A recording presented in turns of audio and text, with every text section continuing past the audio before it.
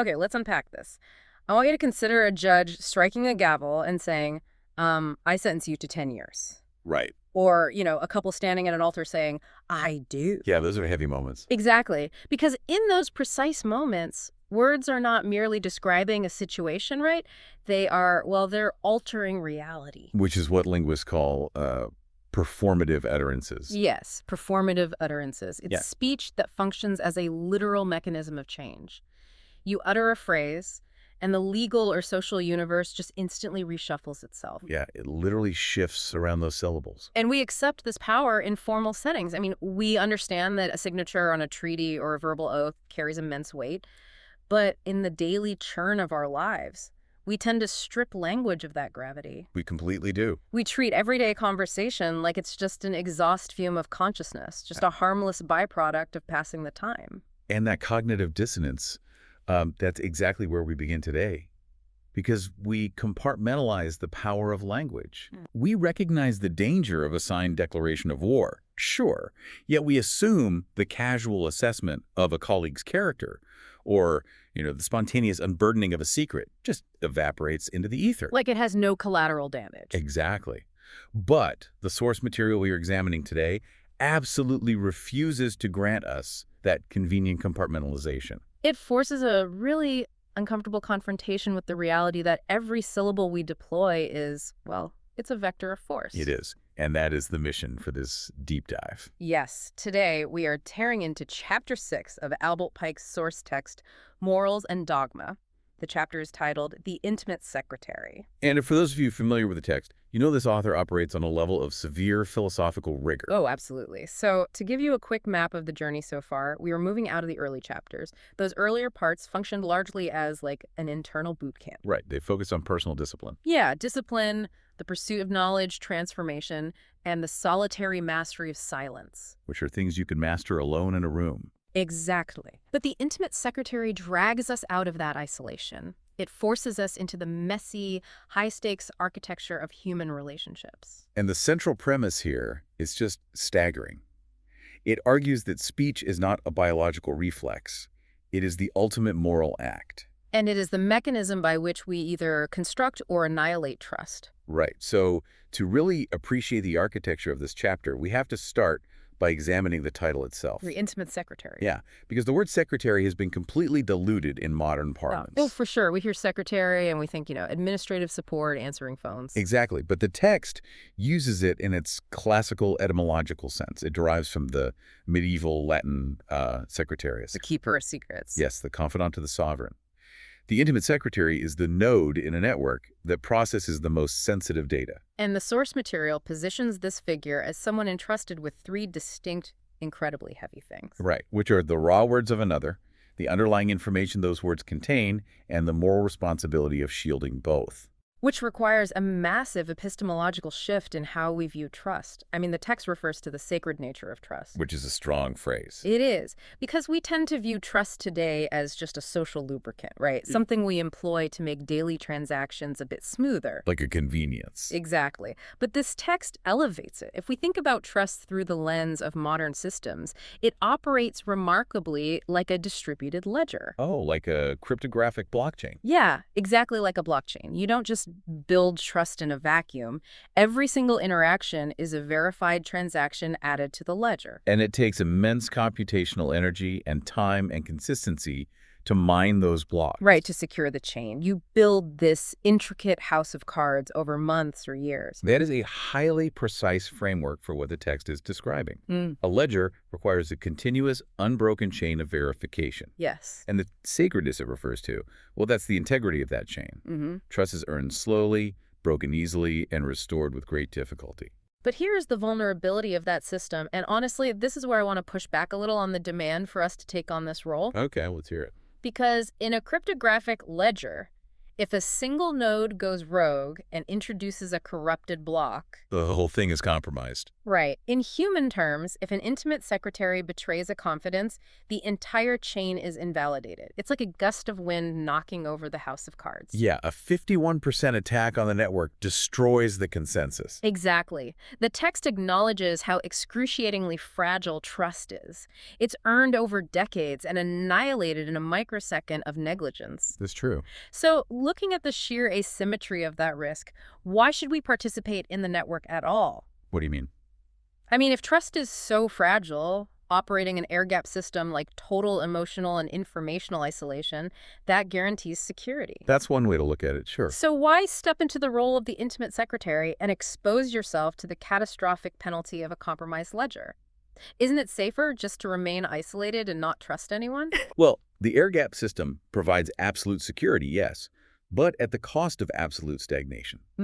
Stagnation. Yeah, because an isolated system cannot process new information. It cannot generate complex value, and the source material addresses this directly. How so? What's fascinating here is that the burden of processing another person's reality, that is the only mechanism that generates deep relational bonds. So the risk is the point. Exactly. To refuse the role of the intimate secretary out of a fear of failure is to basically reject your own moral potential. Wow. The risk isn't a flaw in the system. The risk is the system. Holding the unencrypted vulnerabilities of another person and consciously choosing every single day not to exploit them. That's the test. Yes, that is the ultimate crucible of character. Without that severe vulnerability, you don't have loyalty. You just have mutual tolerance. Okay, that makes sense. So if we accept that we must plug into the network and take on that vulnerability, we have to look really closely at the data packets we are transmitting. Right, which leads us to the analysis of the tools themselves, our words. And this is where the source material makes an assertion that directly challenges the cultural norm we've adopted. We like to separate the physical world of actions from the mental world of language. We do. We treat them as totally distinct. But the text collapses that distinction entirely. It highlights a surprising takeaway: words are never neutral. Never. The author is operating on a premise that mirrors modern speech act theory. Which is? Well, it demands we view language not as a descriptive overlay on top of reality, but as a tool that shapes reality. Words have the dual nature to build or destroy. They carry tangible weight. Exactly. When you speak, you are initiating a physical process. You are literally vibrating the air, hitting another human's tympanic membrane, and instantly triggering a cascade of neurochemical reactions. Right, like spiking cortisol with a threat. Or releasing oxytocin with a validation. Yeah. You are physically altering the internal state of another biological organism. That reframes everything. The idea that words are just invisible air is a convenient fiction. It really is. But wait, let me bring up the old playground adage. You know, sticks and stones may break my bones, but words will never hurt me. Oh yeah, the ultimate defense mechanism. Right, but here's where it gets really interesting, because the text argues the exact opposite. Words do hurt, and they do heal. Absolutely. If we connect this to the bigger picture, if language acts upon human hardware like executable code, then that sticks and stones defense is intellectually bankrupt. We just teach it to kids because they lack the emotional armor. Exactly. But the text is addressing adults here. It is stating that a verbal assault is a tangible assault. And because it is a tangible assault, this brings us to the destructive force of careless speech. Yes, careless speech takes on a terrifying dimension in this framework. If you view speech merely as an expression of internal thought, then saying something thoughtless is just a victimless error. Right, a minor oops. But if speech is an action with a defined trajectory and kinetic energy, then speaking carelessly is the moral equivalent of firing a weapon into a crowded room with your eyes closed. That is a stark analogy, but it's accurate. Claiming you did not intend to hit anyone is utterly irrelevant to the person bleeding out. The damage is done. The trajectory of the word, once released, belongs to the physical world, and you are entirely culpable for its impact. Every sentence you utter is an action. So if words are executable code with the kinetic energy of a physical action, we desperately need an operational manual for deploying them. We do. You can't hand someone a tool that rewrites reality and just say, try to be nice. No, we need a rigorous framework, which introduces what the text outlines as the ethical compass of the intimate secretary. Right, the ethics of communication. And it is anchored by 3 non-negotiable pillars: honesty, integrity, and discretion. The interaction between those three pillars is where the true philosophical density of the material lies. How so? Well, honesty and integrity are often treated as synonyms, but in this framework, honesty is the raw material. It's the factual accuracy of the data. Okay. Integrity is the structural soundness of your character in handling that data. Yeah. But discretion, that is the filter. The epistemological filter. Exactly. It's the mastery of the paradox of silence. It's the profound realization that the factual truth of a statement does not universally justify its articulation. That not everything that can be said should be said. Precisely. It distinguishes between speaking truthfully and causing unnecessary harm. I want to pose a practical dilemma for you, the listener, because this borders on controversial. Let's look at this through the lens of modern philosophical debate. Okay. You have thinkers today advocating for radical honesty. The idea that any withholding of truth, even a polite white lie, introduces friction and manipulates reality. Sure. That's a popular stance. So imagine you are the intimate secretary and you possess a piece of information that is 100% true about a confidant. Okay. I have the data. But you know that sharing it would only cause them psychological ruin without offering any constructive value. Radical honesty dictates you must deliver the data. So what does this all mean? Is keeping quiet a lie of omission, or is it ethical restraint? If you withhold it, aren't you playing God with their perception of reality?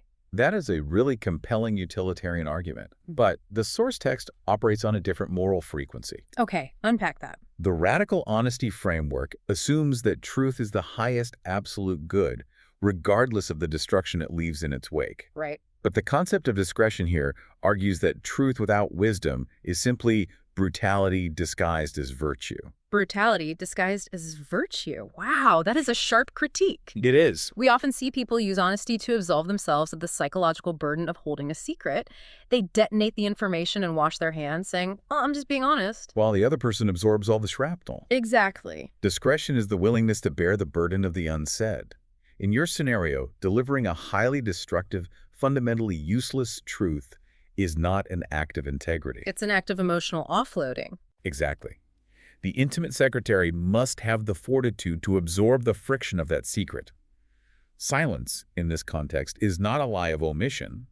It's a proactive, highly calibrated ethical restraint. It's recognizing that the purpose of communication isn't just the relentless purging of facts. Right. It's the moral stewardship of the relationship, knowing when to speak and when to remain silent. Okay, so discretion requires an incredible degree of psychological endurance. But let's turn the dial up on this stress test. Let's do it. What happens when the silence isn't protecting someone from useless pain, but protecting them from accountability? This brings us to the crucible of loyalty.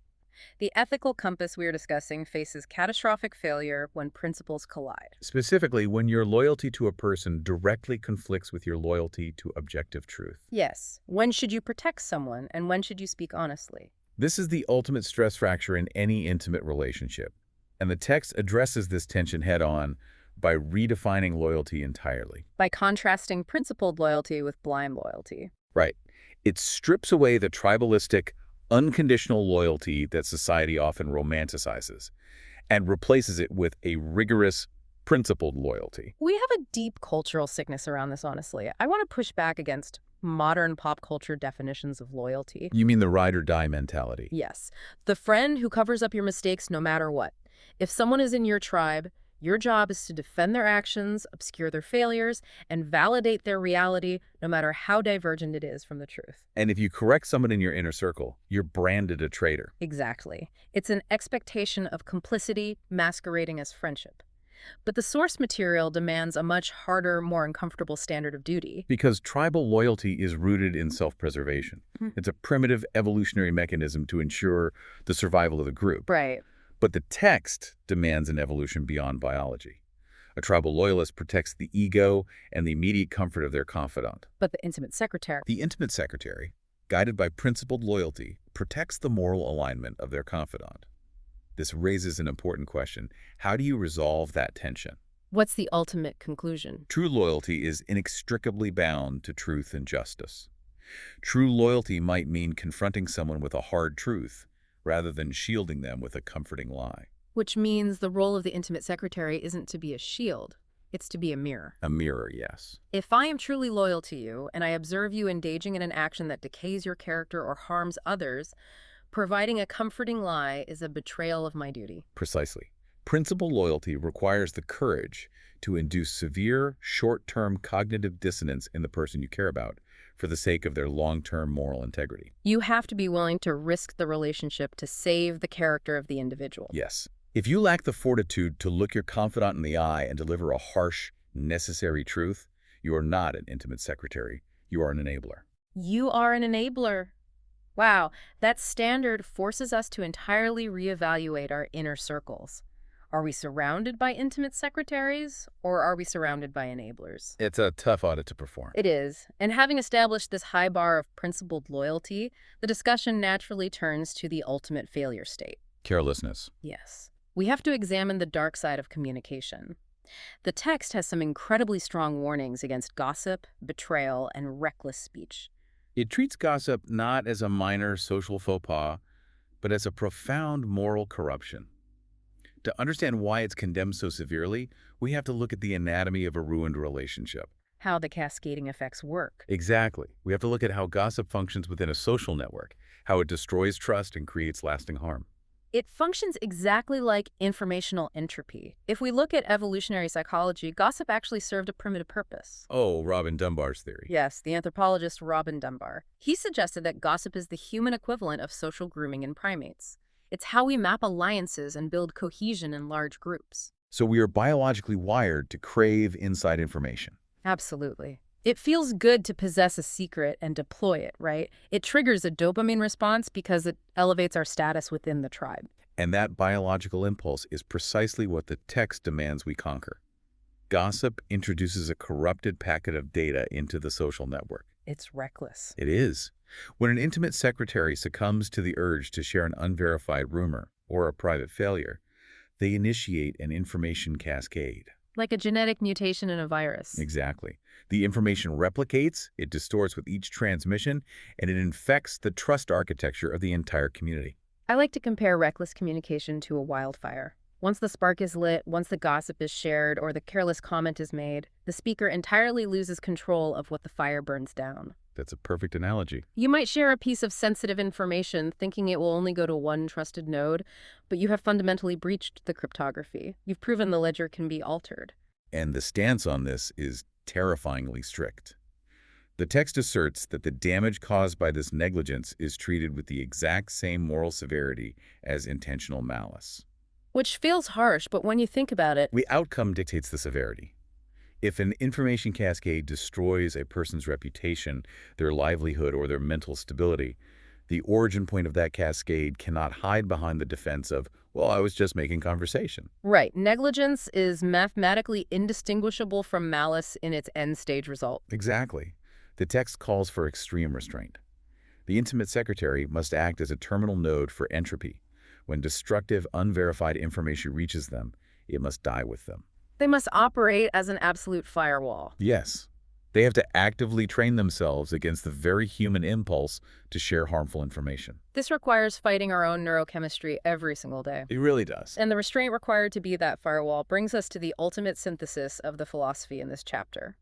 Discretion isn't merely a defensive tactic to avoid causing harm. No, it fundamentally shapes and ultimately reveals the speaker's true self. Let's tackle that concept of discretion again, because Yeah. it's redefining discretion, right? Yes, the source argues that discretion is not secrecy for its own sake. Rather, it is defined as wisdom in action. Wisdom in action. I love that. It's not a passive state of just being quiet.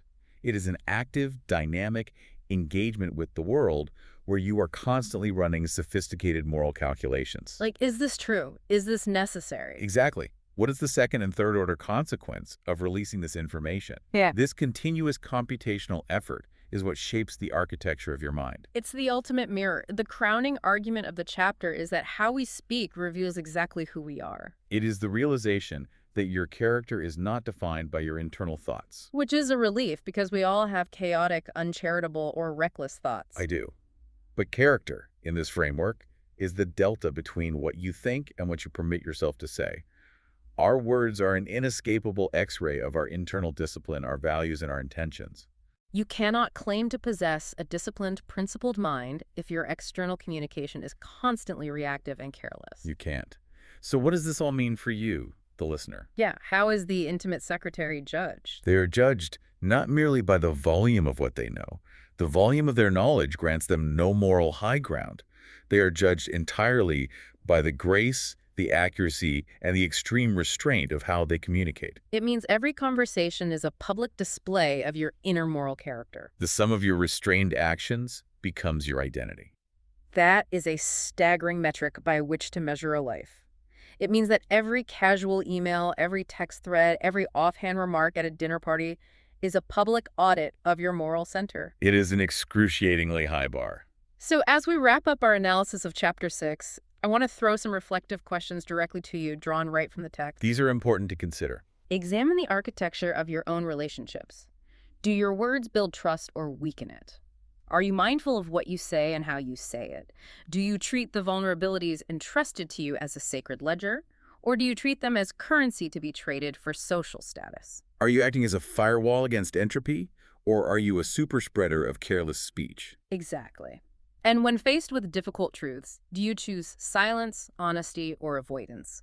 When loyalty demands it, do you possess the fortitude to induce cognitive dissonance in those you love, or do you retreat into the complicity of the ride or die tribe? The path of the intimate secretary is the path of responsible communication. It requires constant vigilance against our own evolutionary impulses. It's the only path that yields a trust robust enough to withstand human interaction. And this rigorous moral accounting does not stop here. In our next deep dive, we will be transitioning into Chapter 7. Ah, the provost and judge. Yes, where justice returns in a new form. Having established the ethics of personal loyalty and communication, we will scale these concepts up to the societal level. We'll be focusing on fairness, the heavy burden of leadership, and moral judgment. That transition from intimate trust to systemic justice is going to require a whole new framework. It's going to be intense. Very intense. But before we leave today, I want to leave you with a final, lingering thought to ponder on your own. A provocative contradiction, really. Yes. The source material was written in the 19th century, right? A time when communication was deliberate, physical, and agonizingly slow. You had to write a letter, seal it, and wait weeks. Exactly.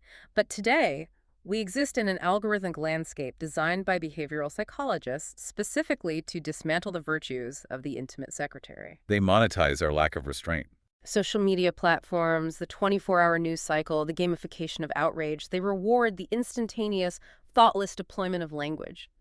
So if the source material is right, if true discretion reflects mature wisdom and our words reveal our character, how do we practice the virtues of the intimate secretary in a modern world that is constantly pressuring us to react, overshare, and speak instantly? How do you maintain the discipline of the firewall in a digital ecosystem that actively pays you to burn it down? That is the ultimate question for our time. Thank you for joining us on this deep dive. Speak carefully, act with integrity, and remember, your words shape